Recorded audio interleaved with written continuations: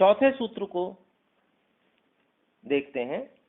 चौथा सूत्र है वृत्ति सारूप्यमितरत्र।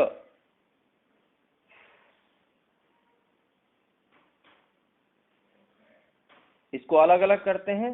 वृत्ति सारूप्यम इतरत्र, तो वृत्ति सारूप्यम एक शब्द हो गया, इतरत्र दूसरा शब्द हो गया। तो पीछे तो वर्णन करके आए योग की स्थिति का,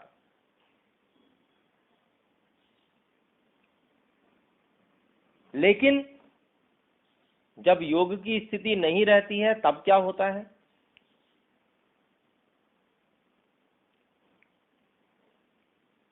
और चित्त की स्थिति उस समय क्या रहती है,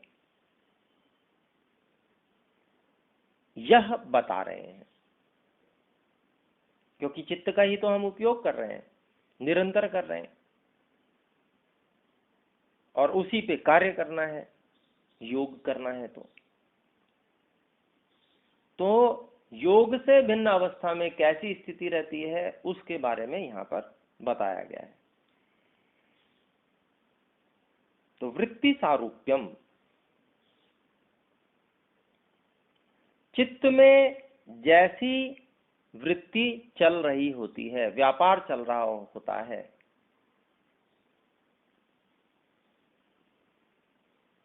जो कुछ चल रहा होता है, ऐसा कह लें।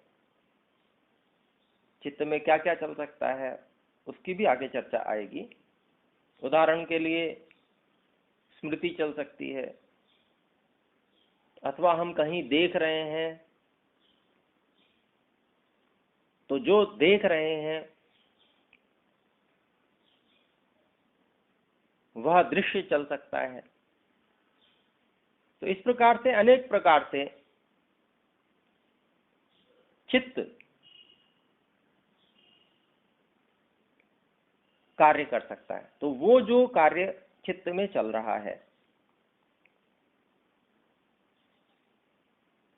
योग से भिन्न अवस्था में, इतरत्र कहते हैं, इतर कहते हैं दूसरी, इतरत्र दूसरी अवस्था। तो योग से भिन्न अवस्था जो होती है उसमें वृत्ति सारूप्यम, अर्थात वृत्ति का अभिप्राय समझ लिया हमने, तो चित्त का व्यापार क्या क्या चल रहा है वो, और सारूप्यम मतलब वैसा ही स्वयं को समझना, सारूप्य हुआ। अपने स्वरूप को तो भूले रहना, वास्तव में जो हम हैं उसको तो हमको पता ही नहीं है, हम उसी ओर ध्यान ही नहीं दे रहे हम क्या हैं। बल्कि चित्त में जो कुछ भी घटित हो रहा है उस सब को ही देख रहे हैं, समझ रहे हैं, अपने को भूले हुए रहते हुए। सारा का सारा ध्यान, सारी की सारी जो कुछ हमारा अनुभव है, ज्ञान है, उसी में हमने लगाया हुआ है। यह स्थिति योग से भिन्न अवस्था में रहती है।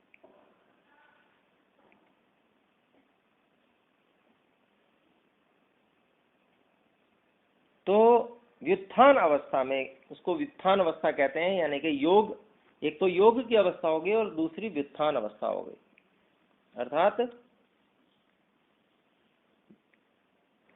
चंचल अवस्था। जो हम कहें कि सांसारिक अवस्था, वो व्युत्थान अवस्था हो गई।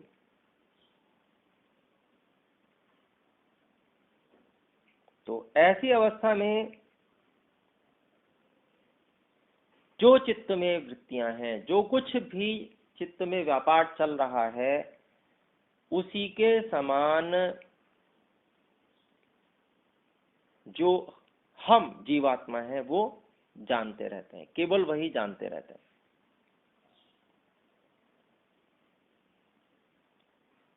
उसके समान ही हमारा सारा ज्ञान निरंतरतापूर्वक बना रहता है।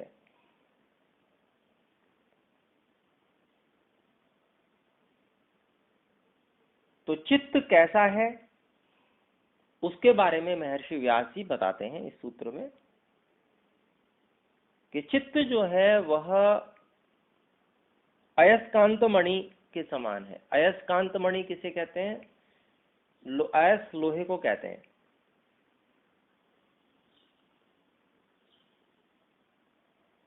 तो जो चुंबक होती है, जिसको मैग्नेट भी कहते हैं,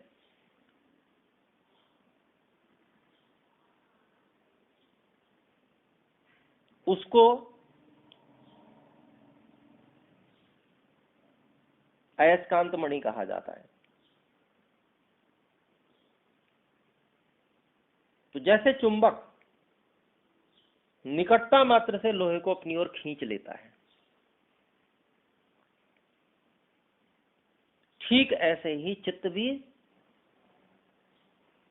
कार्य करता है विषयों के प्रति। निकटता मात्र से ही चित्त उस विषय को अपने अंदर उपस्थित कर लेता है, ऐसा समझ लेना चाहिए। या हम उसको इस रूप में भी ले सकते हैं कि जैसे कोई मणि है, कोई ऐसी मणि जिसकी बहुत सारी कोर होती हैं, जैसे शीशा होता है, इस प्रकार की मणि है, उसमें बहुत सारी कोर हैं और उसके सामने कोई चीज रख दी जाती है। जैसे मान लीजिए हम गुलाब का फूल रख देते हैं, तो गुलाब का फूल सामने आने पर वह मणि गुलाबी रंग से रंग जाती है। उस गुलाब के फूल की आकृति उस मणि के हर कोर में दिखने लगती है। तो यही स्थिति चित्त की भी बनती है। जैसा विषय उपस्थित होता है, ये तो हमने एक रूप विषय के विषय में ले लिया, परंतु चित्त सभी प्रकार के विषयों को, रूप, रस, गंध, स्पर्श, शब्द, सभी विषयों को ज्यों का त्यों उपस्थित करने में, जीवात्मा के सामने ज्यों का त्यों उपस्थित करने में समर्थ है। और क्योंकि जीवात्मा जैसा करना चाहता है, अर्थात हम जैसा करना चाहते हैं, चित्त में वैसा ही व्यवहार आने लगता है। इसलिए हम ऐसा मानने लगते हैं कि यह हमारी संपत्ति है।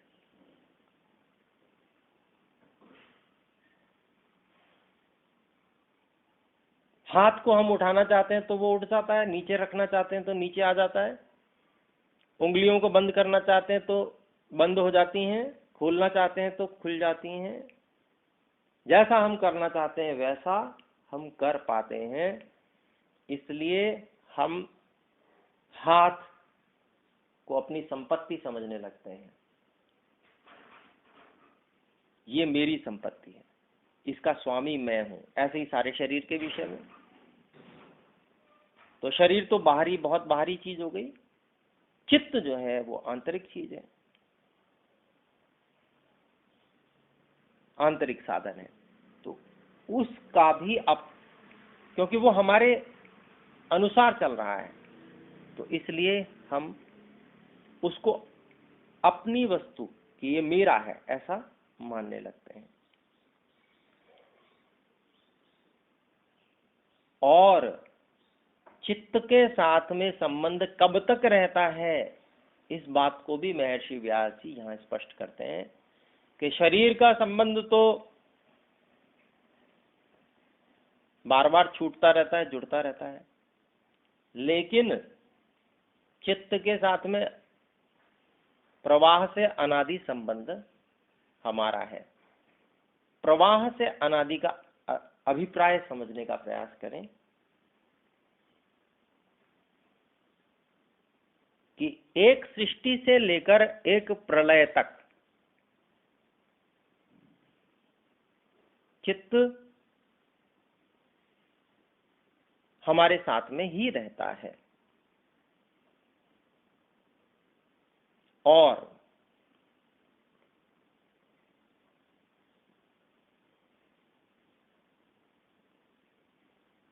प्रलय होने पर सभी जो साधन हैं वो प्रकृति अर्थात जो कारण है उसमें विलीन हो जाते हैं, उस समय साथ में नहीं रहता। लेकिन जब दोबारा परमात्मा सृष्टि बनाते हैं तो फिर सभी जीवात्माओं को ये साधन, चित्त आदि सभी साधन जो सूक्ष्म शरीर के भाग हैं, जो सूक्ष्म शरीर में हैं, वे सारे साधन बना कर देते हैं। तो इसलिए प्रवाह से अनादि, इसको प्रवाह का अभिप्राय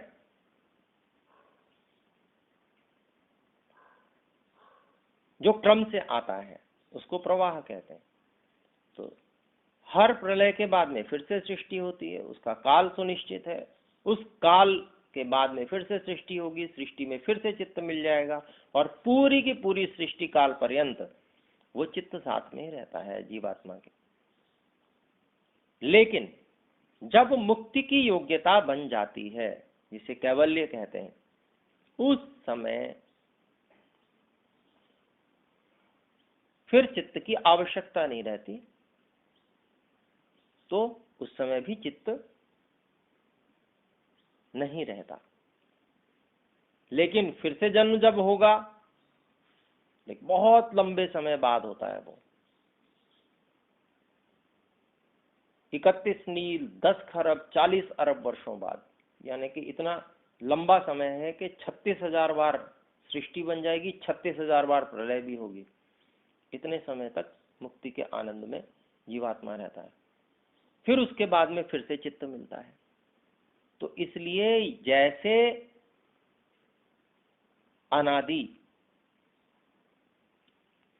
हम हैं, अनंत हम हैं, ठीक इसी तरह से हमारा जो संबंध है चित्त से वह भी प्रवाह से अनादि है। प्रवाह का अभिप्राय यही है कि क्रम है ये, यह क्रम कभी न टूटा था और न कभी टूटेगा, यह स्वाभाविक है क्रम। यह बात इसीलिए कही गई कि सामान्य अवस्था में जो योग से भिन्न अवस्था है, मुक्ति से भिन्न अवस्था है, इस अवस्था में चित्त से हमारा अर्थात जीवात्मा का अनादि संबंध है।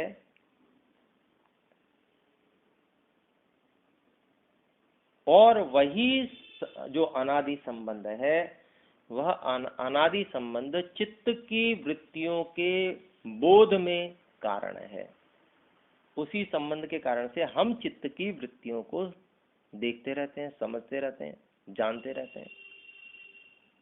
और योग से भिन्न अवस्था में स्वयं को भूले रहते हैं और चित्त के समान ही जानते रहते हैं, जो चित्त दिखाता है उसी को देखते रहते हैं। ये यहाँ पर योग से भिन्न अवस्था को बताया गया।